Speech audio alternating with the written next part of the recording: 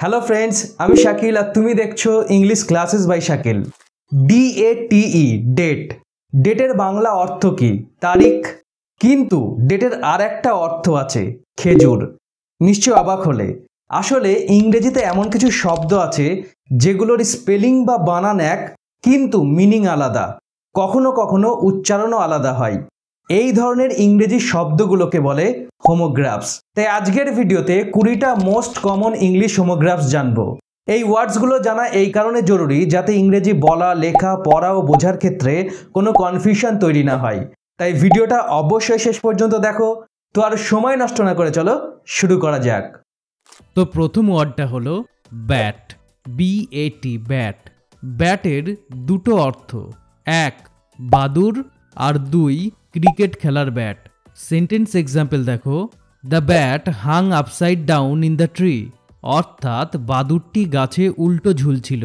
আরও একটা এক্সাম্পল দেখো, the bat slipped from my hands while playing, অর্থাৎ খেলার সময় ব্যাটটি আমার হাত থেকে ফসকে গেছিল।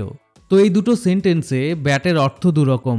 প্রথম সেন্টেন্সে ব্যাটের অর্থ বাদুর আর দ্বিতীয় সেন্টেন্সে ব্যাটের অর্থ ক্রিকেট খেলার ব্যাট।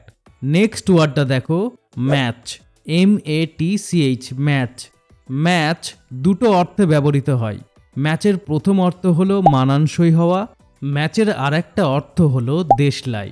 এবার সেন্টেন্স এক্সাম্পল দেখো, this shirt is a perfect match for those pants, অর্থাৎ এই শার্টটি ওই প্যান্টের জন্য একদম উপযুক্ত। আরও একটা এক্সাম্পল দেখো, I struck a match to light the candle, অর্থাৎ আমি দেশলাই কাঠি দিয়ে মোমবাতি জ্বালালাম। তো দেখো এই দুটো সেন্টেন্সে ম্যাচ দুরকম অর্থ প্রকাশ করছে। প্রথম সেন্টেন্সে ম্যাচের অর্থ উপযুক্ত হওয়া বা মানানসই হওয়া, আর দ্বিতীয় সেন্টেন্সে ম্যাচের অর্থ দেশলাই। Next word park, PARK, park. পার্কেরও দুটো অর্থ আছে, এক পার্ক অর্থাৎ কোনো বাইরের স্থান, আর পার্কের আরও একটা অর্থ হলো গাড়ি পার্কিং করা। তো এবার সেন্টেন্স এক্সাম্পল দেখো, we had a picnic in the park yesterday, অর্থাৎ আমরা গতকাল পার্কে পিকনিক করেছিলাম। আরও একটা এক্সাম্পল দেখো, he parked the car in front of his house, অর্থাৎ সে তার বাড়ির সামনে গাড়ি পার্ক করলো। তো এক্ষেত্রে দেখো এই দুটো সেন্টেন্সে পার্কের অর্থ দুরকম। প্রথম সেন্টেন্সে পার্কের অর্থ স্থান, অর্থাৎ কোনো একটা আউটডোর এরিয়া, আর দ্বিতীয় সেন্টেন্সে পার্কের অর্থ গাড়ি পার্কিং করা। নেক্সট ওয়ার্ডটা দেখো, ক্যান, CAN, ক্যান। ক্যানও দুটো অর্থে ব্যবহার করা হয়। ক্যানের প্রথম অর্থটা হলো কোনো কিছু করতে পারার সক্ষমতা। ক্যানের আর একটা অর্থ হলো ক্যান অর্থাৎ কন্টেনার, অর্থাৎ কোনো লিকুইড বা খাবার রাখার কন্টেনার। তো এবার সেন্টেন্স এক্সাম্পল দেখো, Suman can play the guitar beautifully, অর্থাৎ সুমন সুন্দর গিটার বাজাতে পারে। আরও একটা এক্সাম্পল দেখো, I opened A can of juice, অর্থাৎ আমি একটা জুসের ক্যান খুললাম। তো এক্ষেত্রে দেখো দুটো সেন্টেন্সে ক্যানের অর্থ দুরকম। প্রথম সেন্টেন্সে ক্যানের অর্থ গিটার বাজাতে পারার সক্ষমতা, আর দ্বিতীয় সেন্টেন্সে ক্যানের অর্থ জুসের container. Next word watch, WATCH, watch. ওয়াচেরও দুটো অর্থ আছে। ওয়াচের অর্থ দেখা বা নজর রাখা, ওয়াচের আর একটা অর্থ হলো ঘড়ি। তো এবার সেন্টেন্স এক্সাম্পল দেখো, I watched a movie last night, অর্থাৎ গতকাল রাতে আমি একটা মুভি দেখেছিলাম। He looked at his watch to see the time, অর্থাৎ সে সময় দেখার জন্য তার ঘড়ি দেখল। তো এক্ষেত্রে ওয়াচ দুটো সেন্টেন্সে দুটো অর্থ বোঝাচ্ছে। প্রথম সেন্টেন্সে ওয়াচের অর্থ দেখা, আর দ্বিতীয় সেন্টেন্সে ওয়াচের অর্থ ঘড়ি। Next word bark, BARK, bark. Bark মানে কুকুরের চিৎকার। আবার বার্কের আর একটা অর্থ হলো গাছের বাকল বা ছাল। তো সেন্টেন্স এক্সাম্পল দেখো, the dog is barking very loudly, অর্থাৎ কুকুরটা খুব জোরে ঘেউ ঘেউ করছে। This tree's bark is very rough, অর্থাৎ এই গাছের ছাল খুবই রুক্ষ। তো এক্ষেত্রে দুটো সেন্টেন্সে বার্কের অর্থ দুরকম।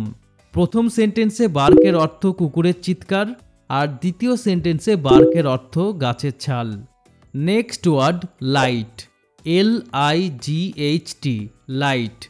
লাইটের একটা অর্থ হলো আলো, লাইটের আর একটা অর্থ হলো হালকা। তো সেন্টেন্স এক্সাম্পল দেখো, please turn on the light so I can see, অর্থাৎ দয়া করে আলো জ্বালাও যাতে আমি দেখতে পারি। The suitcase is very light, অর্থাৎ সুটকেসটা খুবই হালকা। তো এই দুটো সেন্টেন্সে লাইট দুরকম অর্থে ব্যবহার করা হয়েছে। প্রথম সেন্টেন্সে লাইটের অর্থ হলো আলো, আর দ্বিতীয় সেন্টেন্সে লাইটের অর্থ হালকা। Next word bank, BANK, bank. ব্যাংকের একটা অর্থ হলো ব্যাংক, অর্থাৎ যেখানে টাকা পয়সার লেনদেন হয়, আর ব্যাংকের আর একটা অর্থ হলো নদীর তীর। তো ব্যাংকের সেন্টেন্স এক্সাম্পল দেখো, I need to go to the bank to deposit this cheque, অর্থাৎ এই চেকটা জমা দেওয়ার জন্য আমাকে ব্যাংকে যেতে হবে।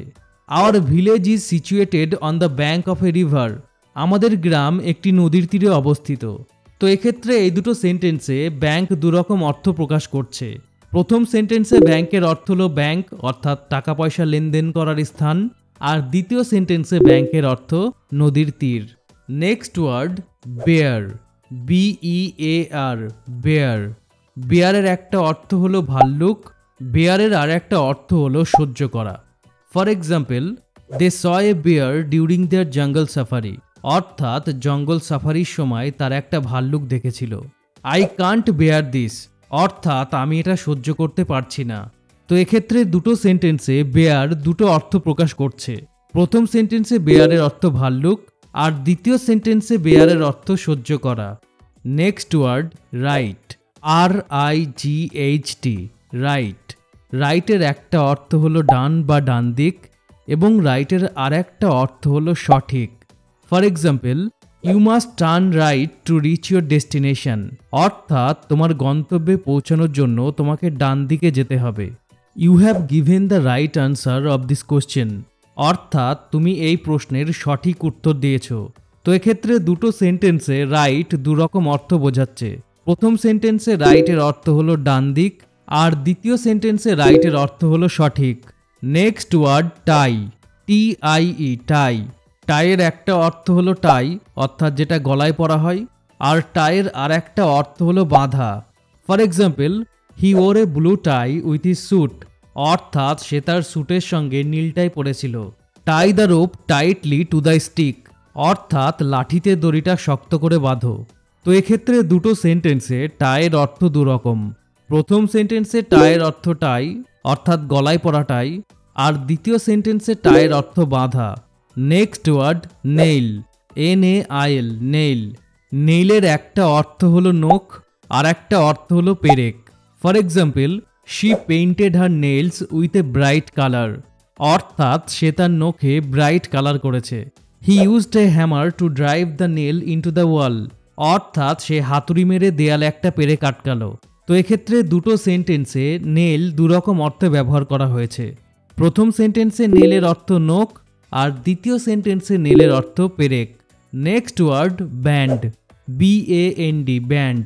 ব্যান্ডের একটা অর্থ হলো ব্যান্ড, অর্থাৎ কোনো মিউজিক্যাল গ্রুপ। ব্যান্ডের আর একটা অর্থ হলো ফিতে। For example, the band played everyone's favourite songs at the concert, ব্যান্ডটি কনসার্টে সবার প্রিয় গান করেছিল। The gift was wrapped with a golden band, অর্থাৎ উপহারটি সোনালি ফিতে দিয়ে মোড়ানো ছিল। তো এক্ষেত্রে দেখো দুটো সেন্টেন্সে ব্যান্ড দুরকম অর্থ বোঝাচ্ছে। প্রথম সেন্টেন্সে ব্যান্ডের অর্থ হলো মিউজিক্যাল ব্যান্ড, আর দ্বিতীয় সেন্টেন্সে ব্যান্ডের অর্থ হলো ফিতে। নেক্সট ওয়ার্ড টেয়ার বা টিয়ার, TEAR। এটার উচ্চারণ যখন টেয়ার, তখন এটার অর্থ ছিঁড়ে ফেলা বা কোনো কিছু টুকরো করা। আর TEAR, এটার উচ্চারণ যখন টিয়ার, তখন এটার অর্থ চোখের জল। For example, be careful not to tear the paper, অর্থাৎ কাগজটা যাতে ছিঁড়ে না যায় তার জন্য সতর্ক থাকো। The movie was so touching that it brought tears to everyone's eyes, অর্থাৎ মুভিটা এতটাই হৃদয়স্পর্শী ছিল যেটা সবার চোখে জল এনে দিয়েছিল। তো এক্ষেত্রে প্রথম সেন্টেন্সে TEAR হলো টেয়ার, কারণ এখানে এটার অর্থ ছিঁড়ে ফেলা। আর দ্বিতীয় সেন্টেন্সে TEAR হলো টিয়ার, কারণ এখানে এটার অর্থ চোখের জল। নেক্সট ওয়ার্ড বাউ বা বো, BOW। এটার উচ্চারণ যখন বাউ, তখন এটার অর্থ নতজানু হওয়া, নমস্কার করা বা সামনের দিকে হালকা ঝোঁকা। আর BOW, এটার উচ্চারণ যখন বো, তখন এটার অর্থ ধনুক। For example, the singer bowed to the audience after his performance, অর্থাৎ গায়কটি পারফরমেন্সের পর দর্শকদের নমস্কার জানিয়েছিলেন। He drew the bow and took aim at the target, অর্থাৎ সে ধনুক টানলো এবং টার্গেটে নিশানা করলো। তো এক্ষেত্রে প্রথম সেন্টেন্সে BOW হলো বাউ, কারণ এখানে এটার অর্থ নমস্কার করা। আর দ্বিতীয় সেন্টেন্সে BOW হলো বো, কারণ এখানে এটার অর্থ ধনুক। নেক্সট ওয়ার্ড লিভ বা live.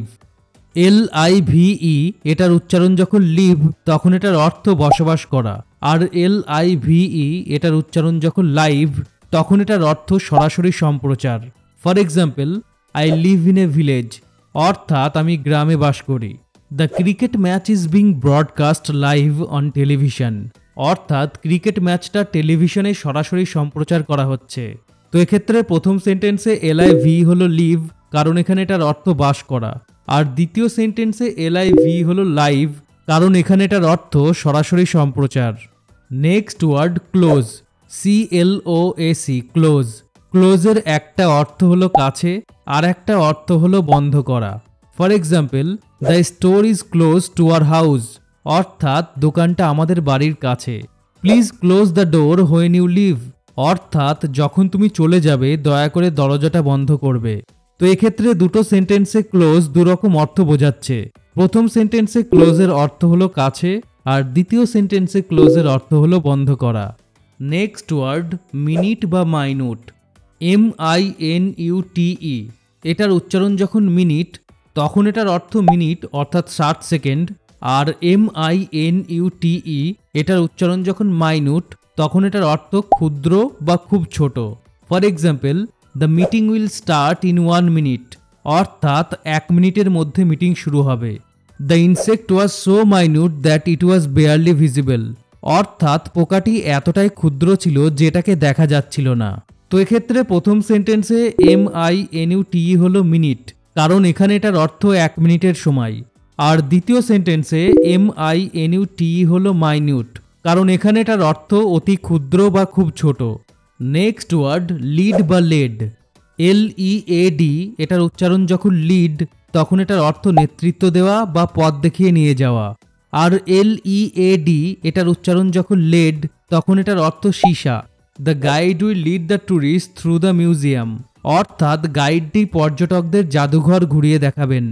These old pipes are made of lead, অর্থাৎ এই পুরনো পাইপগুলো সীসা দিয়ে তৈরি। তো এক্ষেত্রে দেখো প্রথম সেন্টেন্সে LEAD হলো লিড, কারণ এখানে এটার অর্থ পথ দেখিয়ে নিয়ে যাওয়া। আর দ্বিতীয় সেন্টেন্সে LEAD হলো লেড, এবং এখানে এটার অর্থ সীসা। নেক্সট এবং লাস্ট ওয়ার্ডটা হলো বেস বা ব্যাস, BASS এটার উচ্চারণ যখন বেস তখন এটার অর্থ মিউজিকের বেস। আর BASS এটার উচ্চারণ যখন ব্যাস তখন এটার অর্থ এক ধরনের মাছ। For example, the bass in the song made the room vibrate, অর্থাৎ গানের বেসে ঘর কেঁপে উঠেছিল। He caught a large bass at the lake, অর্থাৎ সে হ্রদে একটা বড় ব্যাস মাছ ধরেছিল। তো এক্ষেত্রে প্রথম সেন্টেন্সে BASS হলো বেস, কারণ এখানে এটার অর্থ মিউজিকের বেস। আর দ্বিতীয় সেন্টেন্সে BASS হলো ব্যাস, কারণ এখানে এটার অর্থ হলো এক ধরনের মাছ। তো আশা করি যে 20টা হোমোগ্রাফস আলোচনা করা হলো সেগুলো বুঝতে পারলে এবং এবার থেকে এগুলো আর গুলিয়ে যাবে না, সঠিক জায়গায় সঠিক ওয়ার্ড ইউজ করতে পারবে। তাই ভিডিওটা ভালো লাগলে ভিডিওটা অবশ্যই লাইক ও শেয়ার করো, এবং খুব সহজে ইংরেজি শিখতে English classes by Shakil YouTube channel এখনই সাবস্ক্রাইব করো এবং ফেসবুক ও ইনস্টাগ্রাম পেজ ফলো করো। Thanks for watching, stay healthy, keep learning.